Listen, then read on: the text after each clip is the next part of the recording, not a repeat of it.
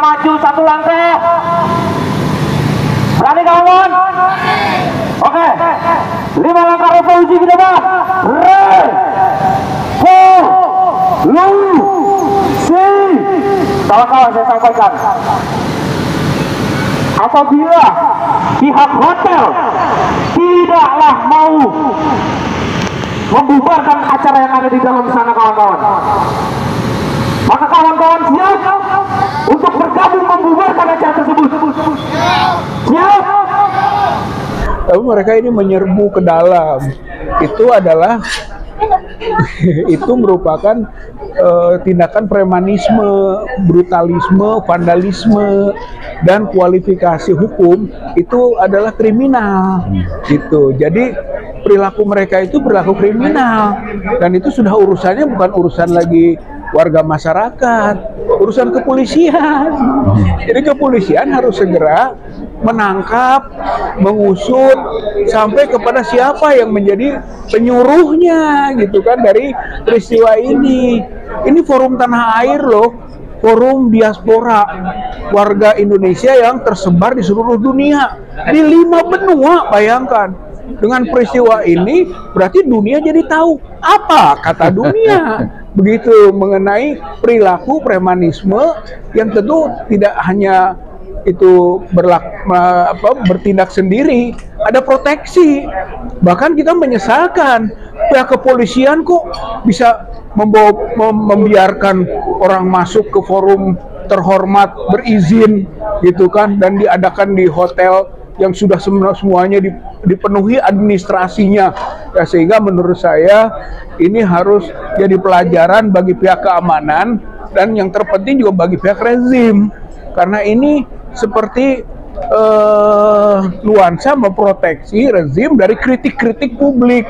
Padahal ini adalah forum diskusi, forum masukan, itu kan, demi kebaikan kehidupan berbangsa bernegara di kemudian hari. Saya kira ini konstruktif loh, konstruktif dilawan destruktif. Yang destruktif harusnya dibasmi, ditangkap, diproses hukum. Kita tidak melakukan perlawanan di sini karena kita memang semuanya adalah berniat baik-baik melalui forum diskusi, forum tanah air ini. Jadi kalau menurut saya ini memalukan, memilukan. Dan yang terakhir tadi, apa kata dunia mengenai rezim dan pola pengamanan di Indonesia ini pelanggaran hak asasi manusia, crime against humanity.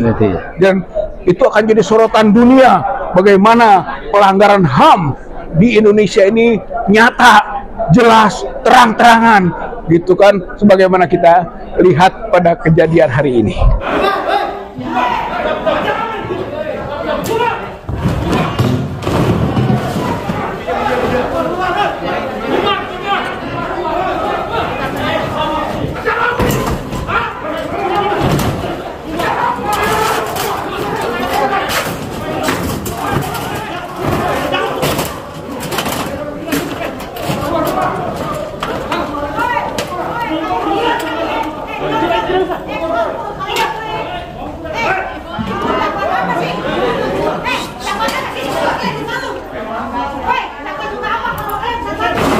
Ya, sebelum saya memberikan tanggapan sedikit, yang terekam jelas dari dialog, dari bukan pendemo ya, orang bayaran ya.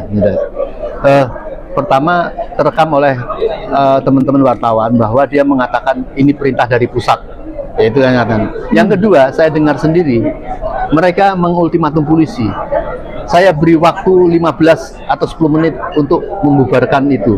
Jadi ini sih preman atau orang bayaran ini meminta polisi untuk membubarkan ini. Jadi polisi diperintahkan untuk ini.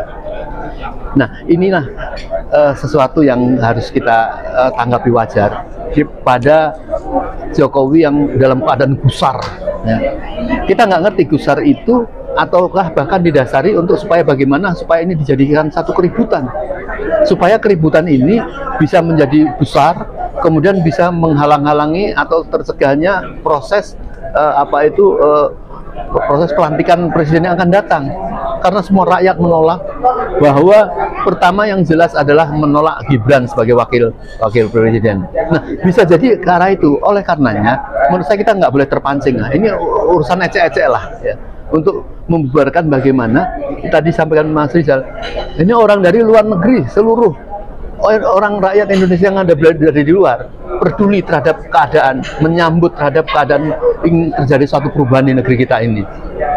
Karena memang kita sekarang ini lebih meluas ya sambutan kepada untuk segera mengadili Presiden Jokowi yang melakukan suatu pelanggaran-pelanggaran besar, dan supaya tidak terulang lagi, karena umat ini, rakyat ini selalu dikalahkan. Sudah mengalahkan Orde Lama, Orde Baru, tetap rakyat kalah. Kemudian timbul dengan gerakan reformasi, kemudian akhirnya terebut oleh satu presiden yang salah. Bahkan orang-orang yang berdemo dulu ditangkapi, kata para anak-anak. Nah, oleh karenanya kita harus berhitung ya, jangan sampai rakyat ini habis kalah dan kalah lagi. Hanya satu kemenangan rakyat itu, yaitu memenangkan kekalahannya. Ini yang tidak boleh.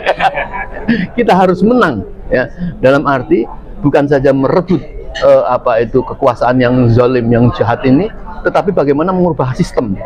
Tetapi sistem ini memang kita harus sandarkan kepada bahwa ada kekuatan ilahi ya. Jangan dengan otak kita seolah bisa mengatur, tidak akan bisa menciptakan keadilan. Maka harus melibatkan Allah ya, Tuhan pencipta, pemilik dan pengatur alam ini. Ini yang kita harapkan, kemenangan ini harus konstruktif. Benar kata Om Lim, bahwa ini kadar Allah ya, ini skenario Allah, ini desain Allah, di luar dugaan gitu kan. Dan ini adalah kebahagiaan kemenangan rakyat gitu kan, atas segala dugaan-dugaan tentang zalimnya rezim, dan itu terbukti. Satu itu. Yang kedua, Soekarno itu runtuh di ujung, ya kan? 65 kemudian ada peristiwa PKI, jatuh Soekarno. Soeharto jatuh di ujung, gitu kan? Dalam kondisi yang awalnya mapan, kuat, merasa eksis juga, kemudian rontok jatuh. Jokowi di ujung. Ini Jokowi di ujung. Udah Hakmin, gitu kan? Hakmin 25, 20 terus bergerak ini. Rupanya ini gambaran apa yang awal disebut lame duck, gitu ya. Bebek lumpuh. Ternyata si bebek sekarang udah sangat memelas, namanya bebek cengeng, cry baby duck, gitu ya. Dan terakhirnya ini bebek sekarat, itu dying duck, gitu. Jadi ini gambaran bahwa pemerintahan Jokowi sudah sekarat, gitu. Makanya dia tendang sana, pukul sana, nubruk situ, masuk geruduk sini, gitu kan. Ini manifestasi dari situasi kepanikan, gitu. Maka masyarakat, rakyat, dan mereka yang berjuang untuk perubahan, saya kira akan semakin terpicu dan termotivasi, gitu kan, untuk melakukan konsolidasi bahwa sebenarnya rezim ini sudah sedikit lagi, gitu kan, runtuh, berakhir.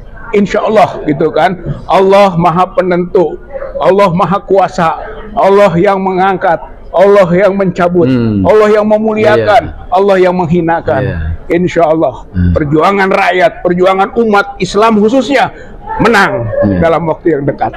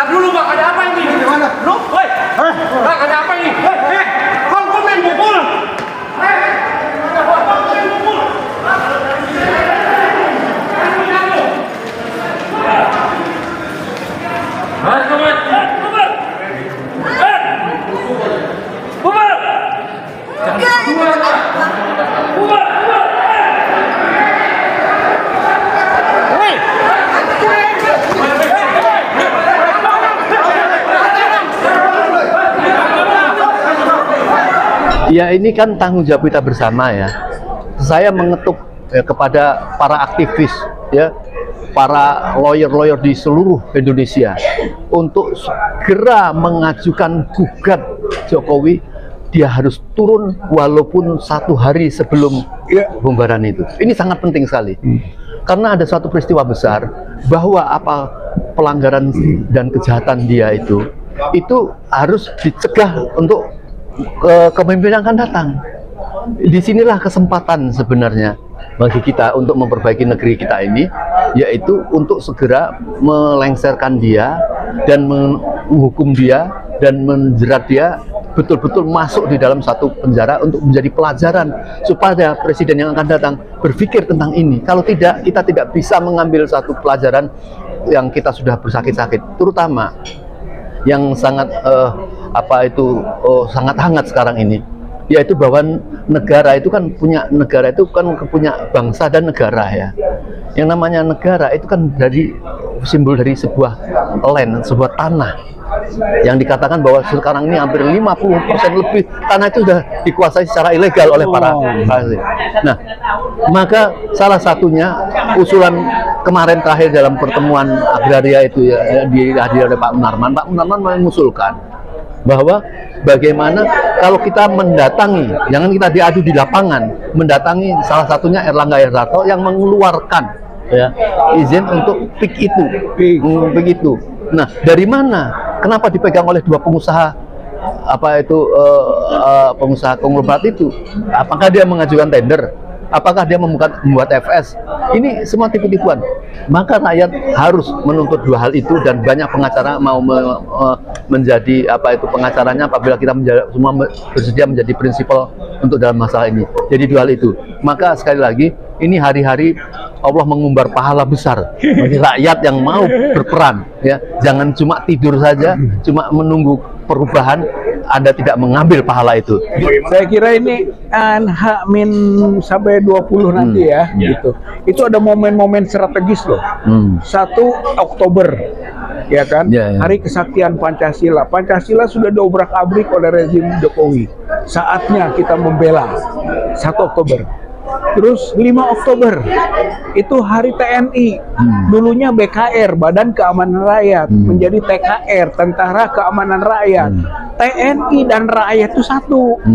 Gitu. Jadi saatnya kita sama-sama mendesak agar TNI berorientasi kepada kepentingan rakyat. Gitu. Itu 5 Oktober. 10 Oktober itu adalah Hari Kesehatan Mental Sedunia. World Mental Health Day. Ini rezim ini sakit mental. Gitu ya. Saatnya kita sehatkan. Itu 10 Oktober kita peringati. Dan 17 Oktober itu namanya Hari Pemberantasan Kemiskinan Sedunia. Gitu ya. Oleh karena itu, social jealousy, kecemburuan sosial rakyat atas perilaku elit kekuasaan yang bermewah-mewah, ya kan, di tengah kemelaratan rakyat, itu tentu menjadi pancingan bagi masyarakat dan rakyat untuk mensejahterakan dirinya dan merebut kembali, gitu kan, hak-haknya atas hal yang sudah diambil oleh elit kekuasaan tersebut, sehingga memperkaya dirinya sendiri, dinastinya dan kroniknya. Mari kita kembalikan kedaulatan di tangan rakyat. Jadi yang harus kita sadar bahwa Jokowi ini ya lebih Belanda dari Belanda. Ya. Maka kekejamannya itu sudah sangat berkualitas dan betul-betul menghancurkan kemanusiaan yang sangat mengerikan. Jadi sekali lagi, maka semua rakyat yang melakukan perlawanan dan pelengseran Jokowi ini berarti terlibat di dalam untuk perubahan di negeri kita ini. Dan apabila Anda tidak mengikuti pengelengseran dia, maka kita tidak terlibat di dalam pelengseran seorang penjajah yang lebih Belanda dari Belanda. Saya kira itu.